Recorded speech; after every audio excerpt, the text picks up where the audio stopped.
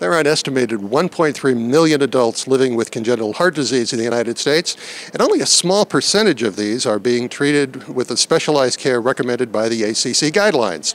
So, we are with Susan Fernandes, Program Director of the Adult Congenital Heart Department, or Heart Disease at Stanford, and you have a doctorate in law and policy and a certified physician assistant.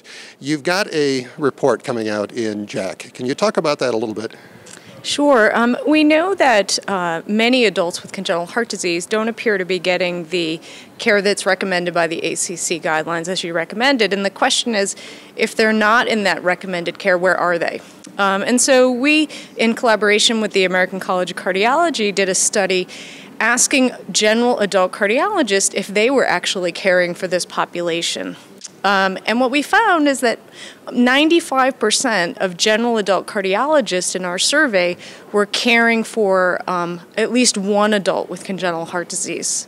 And even more than half, nearly half, was about 45%, said they had at least one patient with complex disease in the group. Wow. Now, what kind of care are they receiving? Well, they're receiving care by a general adult cardiologist, and their typical training that they receive during fellowship is minimal for congenital heart disease. And that's why the guidelines had stated that they really thought these patients required specialized care by a cardiologist that had knowledge about not only congenital heart disease, but adult cardiology as well. And so they're receiving care from somebody, from a group of individuals who often feel that these patients are more complex than they typically used to handling. Now, one of the things we noted in CardioSource World News is that some 99% of respondents all said they probably need a little more education. Absolutely. And so, and they had said, web-based resources was something that they were very interested in having. And what the American College of Cardiology has been looking at this sort of patch, which is partnership in adult congenital heart care, and really trying to reach out to the adult cardiology community to provide some of this education. And I think I'd like to highlight the fact that there right now are approximately, as you said, more than 1 million adults with congenital heart disease in the United States, and there's clearly not enough specialists at this point in time to care for this patient population.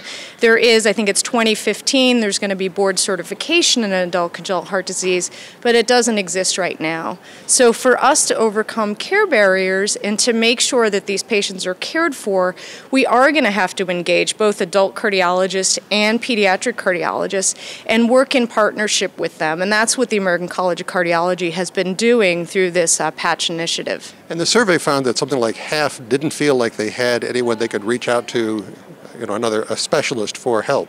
Right, and I think it speaks to the evolution of the field. So it's a relatively new specialty. There are approximately 100 programs in the United States that deem themselves an adult congenital heart program, but we're clearly not meeting the needs of all the patients that are out there. And it really calls for the need of partnering with some of these general adult cardiologists. So what kind of training can they get from the ACC?